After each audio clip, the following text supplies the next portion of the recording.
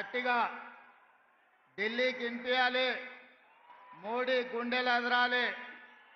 జై కాంగ్రెస్. ధన్యవాదాలు మిత్రులారా. సామాజిక న్యాయ సమరభేరి కాంగ్రెస్ పార్టీ ప్రాణ సమానులైన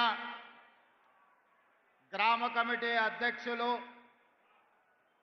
క్రియాశీలక కార్యకర్తల సమావేశానికి అధ్యక్షత వహించిన మిత్రులు, పిసిసి అధ్యక్షులు మహేష్ కుమార్ గౌడ్ గారు, ఈ కార్యక్రమానికి ముఖ్య అతిథులుగా విచ్చేసిన పెద్దలు, ఏఐసిసి అధ్యక్షులు, 55 సంవత్సరాల సుదీర్ఘ రాజకీయ అనుభవం కలిగిన దురంధరుడు, బ్లాక్ కాంగ్రెస్ ప్రెసిడెంట్ నుంచి ఏఐసిసి అధ్యక్షుడిగా అన్ని బాధ్యతలను నిర్వహించి ఈనాడు మనకు దశ దిశ నిర్దేశం అందించడానికి విచ్చేసిన పెద్దలు శ్రీ మల్లికార్జున్ ఖర్గే గారు,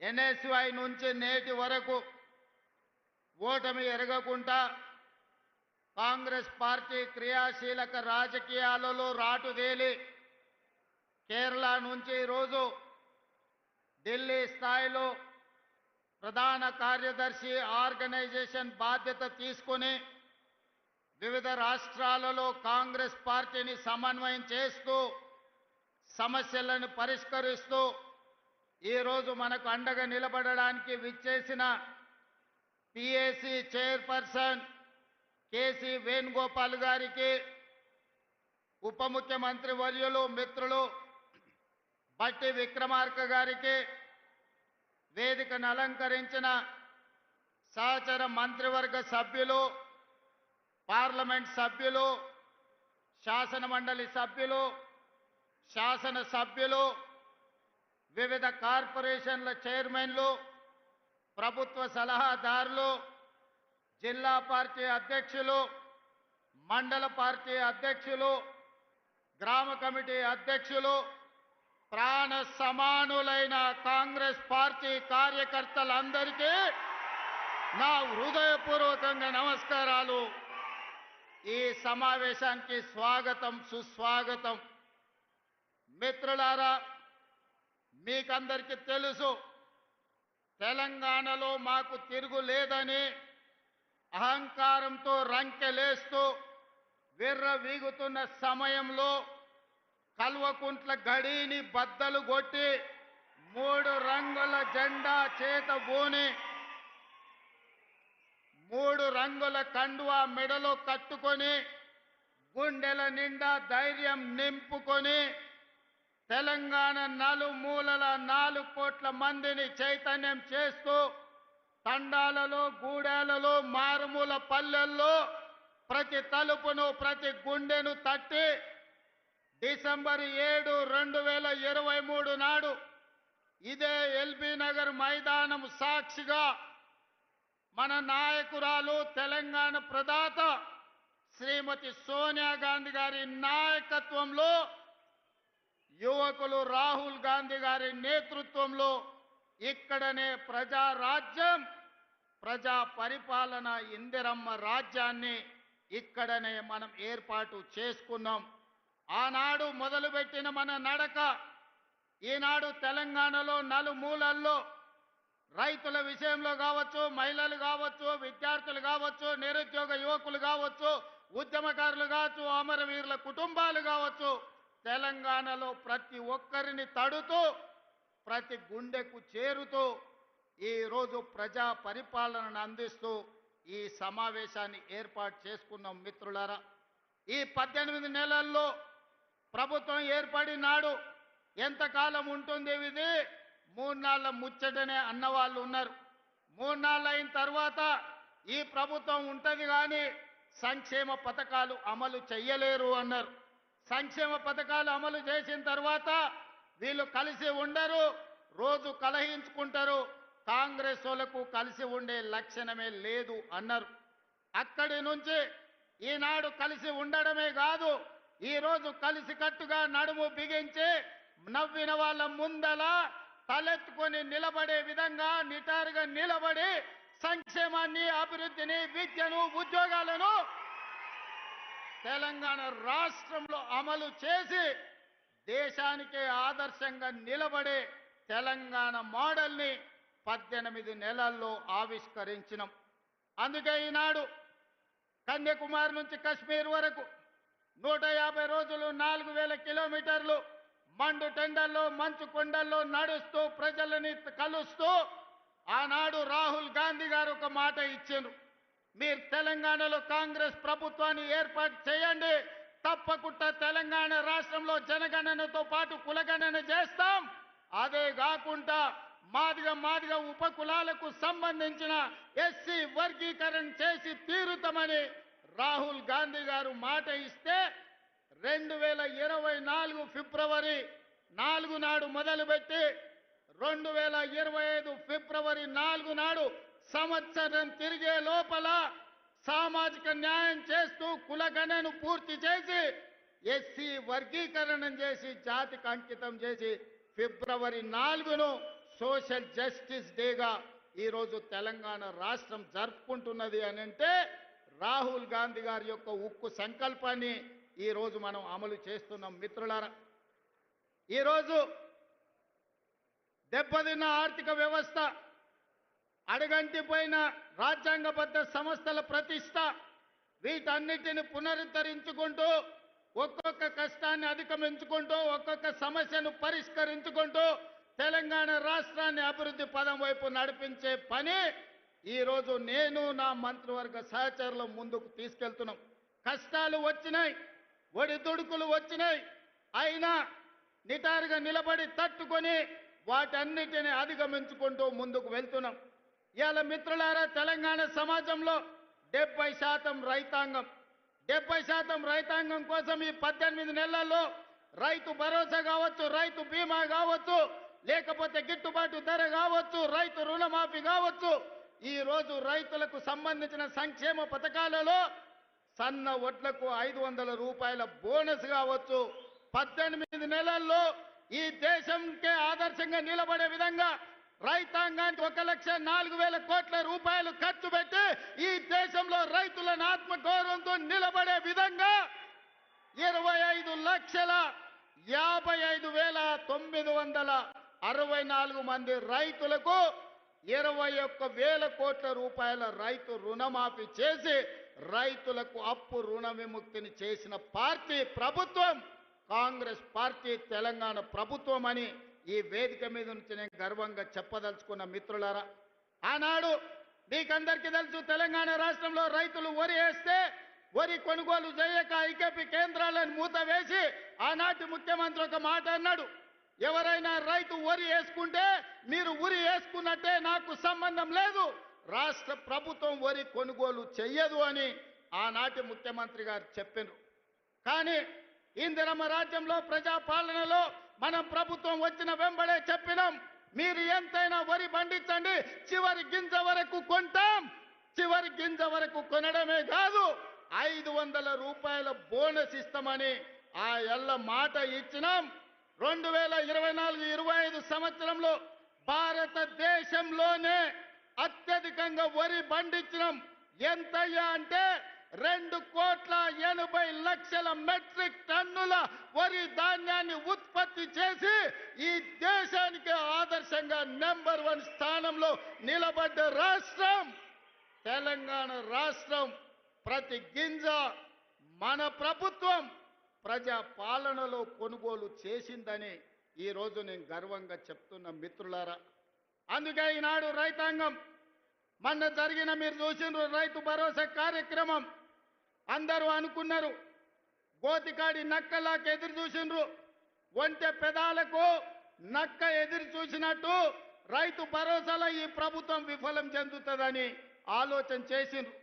నేను చెప్పిన 9,000 కోట్ల రూపాయలు 9 రోజుల్లో రైతుల ఖాతాలో వేస్తామని చెప్పి 70 లక్షల మంది రైతులకు 9 రోజుల్లో 9,000 కోట్ల రూపాయలు వేసి రైతు ప్రభుత్వం, ఈ ప్రభుత్వంలో రైతును రాజును చేస్తాం, మా ఉద్దేశం, మా లక్ష్యం వ్యవసాయం దండుగ కాదు, వ్యవసాయం పండుగ చేస్తామని చెప్పినాం. చేసి చూపించి ఆ ఘన విజయాన్ని సాధించి ఇవాళ రైతులు తలెత్తుకునే విధంగా ఇది రైతు రాజ్యం అంటే ఇట్లా ఉండాలి. 24 గంటల ఉచిత కరెంటు ఇవ్వాలి, రైతులు పండించిన పంట కొనాలి, రైతులకు రుణమాఫీ చెయ్యాలి, రైతులకు రైతు భరోసా ఇవ్వాలి అని ఈ రోజు ఈ ప్రజా పాలనలో ఇందిరమ్మ రాజ్యంలో మనం అమలు చేసిన మిత్రులారా. ఇవాళ ఎవరైనా సరే నేను సవాలు విసురుతున్నా, అది ఢిల్లీలో ఉండే మోడీ అయినా సరే, గల్లీలో ఉండే కేడీ అయినా సరే, చర్చ పెడతాం. పార్లమెంటులోనా, అసెంబ్లీలోనా రైతు రాజ్యం ఎవరు తెచ్చిండ్రు, రైతులకు అండగా నిలబడ్డది ఎవరో తేల్చుకుందాం. రాండి చర్చలకు. కేసీఆర్ వస్తాడో, కేటీఆర్ వస్తాడో, కిషన్ రెడ్డి వస్తాడో, నరేంద్ర మోడీ వస్తాడో, కాంగ్రెస్ పార్టీ కార్యకర్తలను తీసుకొని నేను వస్తా అని సూటిగా సవాలు విసురుతున్న మిత్రులారా, మీకందరికీ తెలుసు, మహిళలు కాంగ్రెస్ పార్టీ ఈ దేశానికి రాష్ట్రపతిని మహిళను చేసింది. కాంగ్రెస్ పార్టీ ఈ దేశానికి ప్రధానమంత్రిని మహిళను చేసింది. ఆ ఉక్కు మహిళ శ్రీమతి ఇందిరాగాంధీ ఈ దేశంలో సీలింగ్ చట్టాన్ని తీసుకొచ్చి వేలాది ఎకరాలు, లక్షలాది ఎకరాల భూములను దొరల గడిలలో మూలుగుతుంటే ఆ భూములను గుంజుకొని దళితుల, గిరిజనులకు పంచిపెట్టింది. ఇల్లు లేని వాళ్ళకు ఇందిరమ్మ ఇల్లు ఇచ్చింది, కట్టుకోవడానికి పట్టా లేని వాళ్ళకు ఇంటి పట్టానిచ్చింది. దున్నుకునే వాడికి భూమి లేకపోతే దున్నేవాడికి భూమి అని గ్రామాలలో 25 లక్షల ఎకరాల భూమి ఇవాళ ఇందిరమ్మ ఇచ్చింది. ఆదివాసీలకు 10 లక్షల ఎకరాల పోడు భూముల పట్టాలు ఇచ్చింది ఇందిరమ్మ ప్రభుత్వం. ఇవాళ పేదవాడు సొంత ఇల్లు ఉన్నా, సొంత ఇంటి స్థలం ఉన్నా దున్నుకోవడానికి భూమి ఉంది అంటే అది ఇందిరమ్మ ఇచ్చిన భూమి, ఇందిరమ్మ ఇచ్చిన ఇల్లు పట్ట, ఇందిరమ్మ ఇచ్చిన ఇల్లు అని చెప్పి నేను ఈ సందర్భంగా తెలియజేయదలుచుకున్న మిత్రులారా. ఇవాళ మీరు ఆలోచన చేయండి. ఇందిరమ్మ ఆనాడు తెచ్చిన సంక్షేమము, అభివృద్ధి ఈరోజు పేదవాళ్ళ జీవితాల్లో వెలుగులను నింపింది. అందుకే ఈరోజు ఏ సంక్షేమ పథకానికైనా ఇందిరమ్మ పేరు మనం పెడుతున్నాం. హైదరాబాద్ నగరంలో పేదవాళ్లకు 5 రూపాయల భోజనం పెట్టాలని, పేదవాళ్లకు, కూలి పోయే వాళ్లకు పొద్దున్నే టిఫిన్ చెయ్యడానికి క్యాంటీన్లు పెట్టి ఇందిరమ్మ పేరు పెడితే ఈ తలమాచిన దద్దమ్మలు, సోయిలేనోళ్ళు ఇందిరమ్మ పేరు పెడతారా అని ధర్నా చేసిరు. ఒక్కనొక్కని బట్టలు ఇప్పదీసి కొడితే తప్ప ఇందిరమ్మ గొప్పతనం వాళ్ళకు అర్థం కాదు అని చెప్పి నేను ఈ సందర్భంగా తెలియజేస్తున్న మిత్రులారా. ఇవాళ మహిళలకు ఆర్టీసీలో ఉచిత ప్రయాణం దాదాపుగా 6,000 కోట్ల రూపాయలతోని ఆడబిడ్డలకు ఆర్టీసీలో ఉచిత ప్రయాణం ఇచ్చినాం. ఆర్టీసీ ఉచిత ప్రయాణమే కాదు, ఆడబిడ్డలకు 1000 బస్సులు కొనిచ్చి 1000 బస్సులు ఈరోజు ఆర్టీసీ కార్పొరేషన్కు, ఆర్టీసీ బస్సుల యజమానులను ఆడబిడ్డల్ని చేసిన చరిత్ర మనది. ఒకనాడు సోలార్ వ్యాపారం, పెట్రోల్ బంకు వ్యాపారం అంటే అదాని, అంబానీలది. కానీ ఇవాళ అదే సోలార్ బిజినెస్ 1000 మెగావాట్లు ఆడబిడ్డలకిచ్చి రాష్ట్ర ప్రభుత్వంతో ఒప్పందం చేసి ఇవాళ సోలార్ వ్యాపారం అదానితో పోటీ పడే విధంగా ఆడబిడ్డల్ని మన ప్రభుత్వం తీర్చిదిద్దింది. ఒకనాడు పెట్రోల్ బంకులు అంటే రిలయన్స్, అంబానీవి. కానీ ఇవాళ ఆడబిడ్డలకు జిల్లాలల్లో పెట్రోల్ బంకులు ఇచ్చి పెట్రోల్ బంకుల వ్యాపారం ఈరోజు ఆడబిడ్డలతో చేస్తున్నాం. గ్రామాలలో ఉన్న పాఠశాలల్లో చదువుకునే పేదవాళ్ళ పిల్లలే కాబట్టి ఆ పిల్లల తల్లులైన సెల్ఫ్ హెల్ప్ గ్రూపులకు సంబంధించిన మహిళలకు అమ్మ ఆదర్శ పాఠశాల పెత్తనం ఇచ్చి ఇవాళ బడి పిల్లల అటెండెన్స్ పంతులు తీసుకుంటే పంతుల అటెండెన్స్ మా పెద్దమ్మలు తీసుకుంటారు. పంతులు బడికి వచ్చిండా లేదా, ఈయన పిల్లలకు చదువు చెప్పిండా లేదా అని. ఆనాడు బట్టలు కుట్టే వ్యాపారం ప్రైవేటు కార్పొరేట్ కంపెనీలకు ఇచ్చిండు చంద్రశేఖరరావు. ఈనాడు బట్టలు కుట్టే వ్యాపారం ఆడబిడ్డలకు ఇచ్చినాం. హాస్టళ్లలో సరుకులు సరఫరా ఆనాడు టీఆర్ఎస్లో ఉన్న ఒక నాయకుడు దోచుకుంటే ఈరోజు మహిళా సంఘాలకు కోడిగుడ్ల నుంచి కూరగాయల వరకు పాలు, ఉప్పు, పప్పు, బెల్లం, చింతపండు ప్రతి సరఫరా ఆడబిడ్డలు చేస్తారు. ఎందుకంటే వాళ్ళ బిడ్డలే ఈ సంక్షేమ హాస్టళ్లలో చదువుకుంటున్నారు. ఆ కన్న తల్లుల కంటే ఇంకెవరికి ఎక్కువ తెలుసు అని చెప్పి ఈరోజు కార్పొరేట్ కంపెనీలకి ఇవ్వకుండా ఈ వ్యాపారం మొత్తం ఈరోజు ఆడబిడ్డలకే అప్పజెప్పడం జరిగింది. అందుకే ఇందిరమ్మ రాజ్యం కాబట్టి ఆడబిడ్డల ఆత్మగౌరవం నిలబెట్టినాం. ఆడబిడ్డలకు ఆర్థికంగా వెసులుబాటు కల్పించినాం. ఇదే కాదు, హైటెక్ సిటీ అంటే పెద్ద పెద్ద మల్టీ కంపెనీలకు ఒక వేదిక. ఇన్ఫోసిస్, విప్రో, మైక్రోసాఫ్ట్ లాంటి కంపెనీలు ఎక్కడైతే ఉన్నాయో అక్కడనే 3.5 ఎకరాలు 100 కోట్ల రూపాయల ఆస్తిని ఆడబిడ్డలకిచ్చి ఇందిరా సహాయ కేంద్రాలుగా వాళ్ళు ఆడబిడ్డలు చేసే ఉత్పత్తి వస్తువులను హైటెక్ సిటీ పక్కన ప్రదర్శించే విధంగా, అంతర్జాతీయ వ్యాపారంలో పోటీ పడే విధంగా ఇవాళ ఆడబిడ్డల్ని తీర్చిదిద్ది ప్రపంచంతోనే ఆడబిడ్డల్ని పోటీ పడే విధంగా ఇవాళ మనం తీర్చిదిద్దినాం. ఇదే కాదు, ఈనాడు 67 లక్షల మహిళలు ఈరోజు స్వయం సహాయక సంఘాలలో ఉన్నారు. నేను మా బట్టెనతోని, మా సీతక్కతోని, మా ఆడబిడ్డలతోని మాట్లాడిన రాబోయే రోజుల్లో తెలంగాణ రాష్ట్రంలో 1 కోటి మంది ఆడబిడ్డలను స్వయం సహాయక సంఘాలలో చేర్చి 1 కోటి మంది ఆడబిడ్డల్ని కోటీశ్వరులను చేయడమే లక్ష్యంగా ఈరోజు ప్రజా పాలన ఇందిరమ్మ ప్రభుత్వంలో మనం చెయ్యబోతున్నాం. అందుకే తండాలలో, గూడాలలో, మారుమూల పల్లెల్లో ఉన్న మా ఆడబిడ్డలకు ఈ వేదిక మీద నుంచి నేను విజ్ఞప్తి చేస్తున్నా, మీరందరూ స్వయం సహాయక సంఘాలలో చేరండి. మిమ్మల్ని కోటీశ్వరులను చేసే బాధ్యత మీ సోదరుడిగా మీ రేవంత్ అన్న తీసుకుంటాడు. ఇది నా మాటగా, సోనియమ్మ మాటగా ప్రతి తెలంగాణ ఆడబిడ్డకు ఈ వేదిక మీద నుంచి ఈరోజు మేము ఇస్తున్నాం. మిత్రులారా, మీకందరికీ తెలుసు, తెలంగాణ ఉద్యమం అంటేనే ఉద్యోగాల వేట. నిరుద్యోగ యువకులు లక్షలాది మంది రోడ్ల మీదకి వచ్చి నెలల తరబడి ధర్నాలు, దీక్షలు, ఉద్యమాలు చేసి ఆత్మ బలిదానాలు చేసుకొని అమరులై తెలంగాణ రాష్ట్రం తెచ్చుకున్నారు. వాళ్ళు తెలంగాణ రాష్ట్రం తెచ్చుకున్నదే పీజీలు, పిహెచ్డీలు చేసి ఈ రాష్ట్రంలో డాక్టర్లు, లాయర్లు, ఇంజనీర్లు, ఐఏఎస్లు, ఐపీఎస్లై తెలంగాణ పునర్నిర్మాణంలో భాగస్వాములు కావాలి అని. కానీ చంద్రశేఖరరావు ఏమన్నాడయా?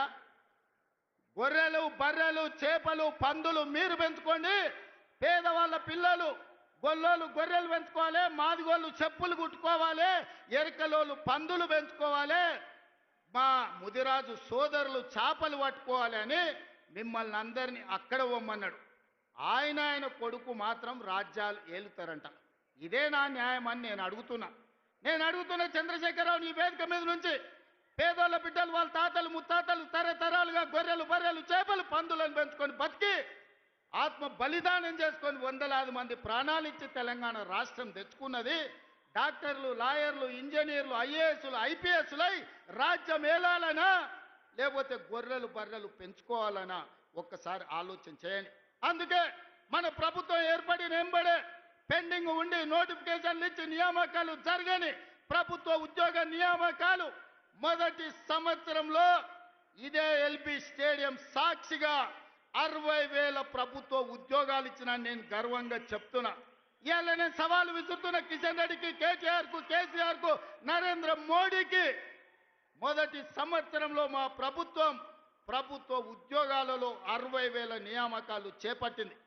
మీకు దమ్ము ఉంటే, ధైర్యం ఉంటే, చిత్తశుద్ధి ఉంటే మీరు సవాలు విసిరండి. 60,000 మందిని ఇదే ఎల్బీ స్టేడియంలో తెచ్చి తలలు మొత్తం లెక్క పెట్టిస్తా. ఒక్కటి తగ్గినా మీ కాళ్ళ ముందు క్షమాపణ చెప్పి నేను బయటికి వెళ్తా.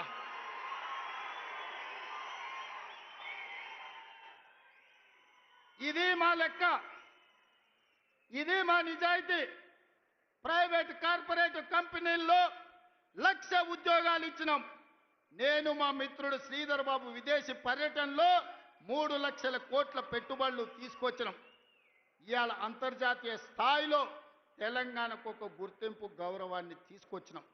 అందుకే మిత్రులారా, ఆనాడు హాస్టళ్లలో, సంక్షేమ హాస్టళ్లలో ఎన్నడా పిల్లల్ని పట్టించుకోలే. అందుకే వాళ్లకు ఫుడ్ డైట్ ఛార్జెస్ మా బట్టి గారు 40% పెంచిండ్రు. Cosmetic charge 200% పెంచిండ్రు. ఇవాళ పేదవాళ్ళ పిల్లలు కార్పొరేట్ వైద్యము, కార్పొరేట్ విద్య పోటీ పడాలి అంటే ఈ విద్య ఉన్నది సరిపోదని యంగ్ ఇండియా ఇంటిగ్రేటెడ్ స్కూళ్ళు 100 నియోజకవర్గాలలో 100 పాఠశాలలు 20,000 కోట్ల రూపాయలతోని యంగ్ ఇండియా ఇంటిగ్రేటెడ్ రెసిడెన్షియల్ స్కూళ్లను ప్రారంభించుకున్నాం. రాబోయే రోజుల్లో ప్రపంచంతోనే పోటీ పడే విధంగా మన విద్యా ప్రమాణాలను పెంచడానికి ఇలా మనం ప్రణాళికలు వేసుకున్నాం. ఇవాళ మిత్రులారా, ప్రతి సంవత్సరం ఇంజనీరింగ్ విద్యార్థులు 1,10,000 మంది పాస్ అవుతున్నారు. సర్టిఫికెట్ ఇంజనీరింగ్ వస్తుంది కానీ బయటకు పోతే ఉద్యోగం లేదు. బయట అవసరాలకు తగ్గట్టు వీళ్ళకు నైపుణ్యం లేదు.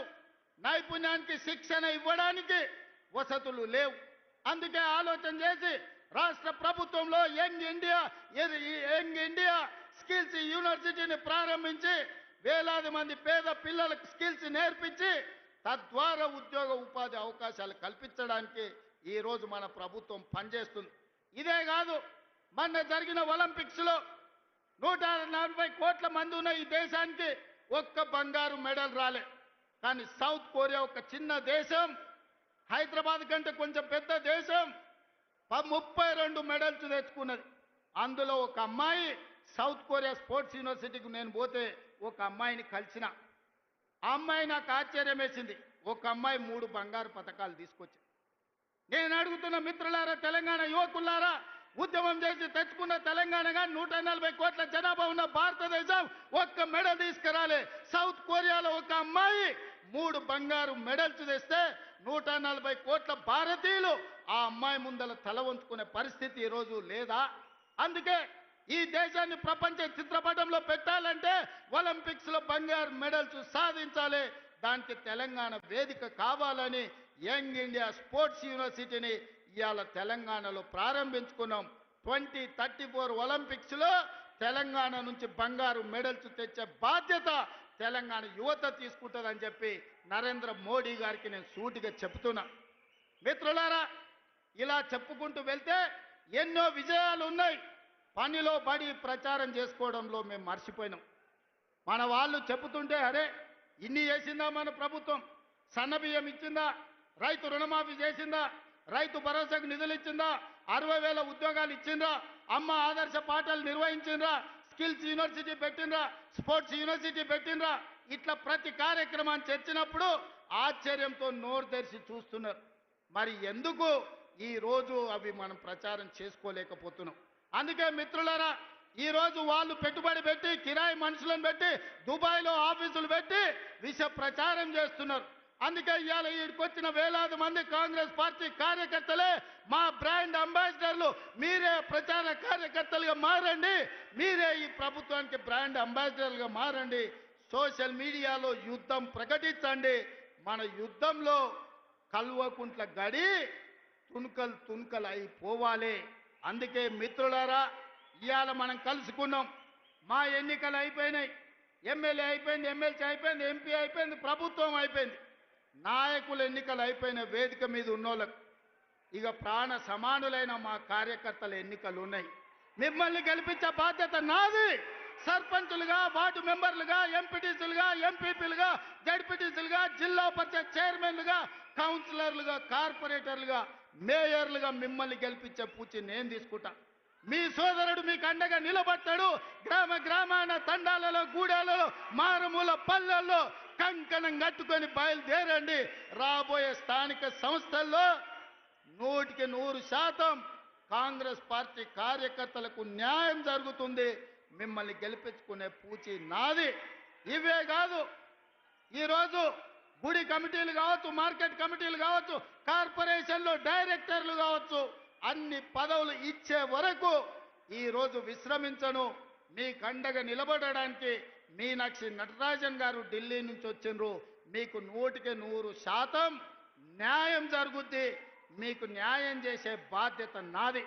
ఇదే కాకుండా చాలా మంది నాయకులకు ఒక భయం ఉంది. మా దగ్గర ఎమ్మెల్యే గెలిచిండు, లేకపోతే మా దగ్గర ఎవరో ఎమ్మెల్యే వచ్చిండు, రేపు భవిష్యత్తులో నా పరిస్థితి ఏందని. అందుకే నేను ఒక మాట చెప్పదలుచుకున్నా. వచ్చే ఎన్నికల్లో సీట్లు పెరగబోతున్నాయి. 119, 153 అసెంబ్లీలు కాబోతున్నాయి. పార్లమెంటు సీట్లు పెరగబోతున్నాయి. ఇవాళ 60-70 మంది ఎమ్మెల్యేలు ఉన్నారు. ఇంకా 80 మందికి కొత్తగా టికెట్లు ఇచ్చే అవకాశం ఉంది. మీరు ప్రయత్నం చేయండి, ప్రజల్లో ఉండండి, ప్రజాసేవ చేయండి. మీకు టికెట్లు ఇచ్చి గెలిపించుకునే బాధ్యత, మిమ్మల్ని ఎమ్మెల్యేలను మంత్రులు చేసే బాధ్యత కాంగ్రెస్ పార్టీ, మల్లికార్జున్ ఖర్గే, రాహుల్ గాంధీ గారు తీసుకుంటారని నేను ఈ సందర్భంగా తెలియజేస్తున్నా. రాబోయే రోజుల్లో మా ఆడబిడ్డలకి ఇక్కడ కూర్చున్న మా మహిళలకు చెప్తున్నా, మహిళా రిజర్వేషన్ రాబోతుంది. 51 మంది కనీసం ఆడబిడ్డలు ఎమ్మెల్యేలు కాబోతున్నారు. 60 మంది దాకా ఆడబిడ్డలు అసెంబ్లీలో ఉండబోతున్నారు. 5-6 మంది కనీసం మంత్రివర్గంలో మంత్రులు కాబోతున్నారు. అందుకే సోదరులారా, యువకులకు నేను మాట ఇవ్వదలుచుకున్నా, మీరు కొట్లాడండి, ప్రజల్లో ఉండండి. మీరు అడగాల్సిన పని లేదు, మీరు ఢిల్లీకి వెళ్ళాల్సిన అవసరం లేదు. మీ టికెట్ మీ ఊరికి మీ ఇంటికి తెచ్చిచ్చి మీ దోవ ఖర్చులు ఇచ్చి మిమ్మల్ని గెలిపించుకునే బాధ్యత కాంగ్రెస్ పార్టీ తీసుకుంటుంది. ప్రజల్లో ఉండే ఆడబిడ్డలకు టికెట్లు ఇచ్చి మహిళా నాయకత్వాన్ని పెంపొందించే బాధ్యత కాంగ్రెస్ పార్టీ తీసుకుంటుంది. खड़गे जी, इस मंच से मैं आपको एक भरोसा, एक वादा करना चाहता हूं। आज गांव-गांव से, आदिवासी जिलों से हमारे भाई बहन लोग इधर आ गए। वो विलेज का ग्राम अध्यक्ष है, मंडल अध्यक्ष है, जिला के अध्यक्ष है। इन सब लोगों के दिल मैं देखा, इन लोगों का दिल का धड़कन मैं समझता हूं। इन लोगों के तरफ से आपको मैं वादा करना चाहता हूं, आने वाले चुनाव में 15 parliament seat, 100 assembly seat Telangana में जिताएंगे। दिल्ली को हम 15 पार्लियामेंट एमपी को बना भेज देंगे। 100 एमएलए को जिता के यही दोबारा हम सरकार बनाएंगे। आपके जिम्मेदारी सोनिया जी को, राहुल गांधी जी को, प्रियंका जी को, केसी वेणुगोपाल जी को आप यहां पर लेकर आना। सरकार जिताने का जिम्मेदारी हमारे भाइयों का, हमारा 100 एमएलए से एक भी कम पड़ा मुझे पूछना, 100 से एक भी कम नहीं होने दूंगा, ये मेरा वादा है। पिछले बार मैं वादा किया, वरन रंगारेड्डी जिले में राजीव गांधी चौरस्ता में आपको वादा किया था सरकार बनाने का। सितंबर 17, 2023 उस दिन सोनिया जी को, आपको, हमारे कार्यकर्ता, हमारे भाई लोग आपको वादा किया 2023 दिसंबर में कांग्रेस सरकार बनाने का। आज 3 साल पहले हम लोग आपको वादा कर रहे हैं, हमारे वादा को सोनिया जी को पहुंचा दो। आने वाले चुनाव में 100 एमएलए को जिताएंगे, सरकार बनाएंगे। 15 पार्लियामेंट मेंबर्स को हम दिल्ली भेज देंगे। आप दिल्ली में सरकार बनाओ, हमारे तरफ से हम लोग मेहनत करेंगे। ये हमारे वादा है। सही है ना? तैयार है? तैयार है? तैयार है? तैयार है? तैयार है? तैयार है? आप लोग तैयार है? पीछे वाले तैयार है? आगे वाले तैयार है? वो पीछे बैठे वाले तैयार है? तैयार जिन्होंने हाथ उठाओ, सब लोग हाथ उठाओ। जय कांग्रेस, जय जय कांग्रेस, जय सोनिया मां, जय जय सोनिया मां। ధన్యవాదాలు మిత్రులారా.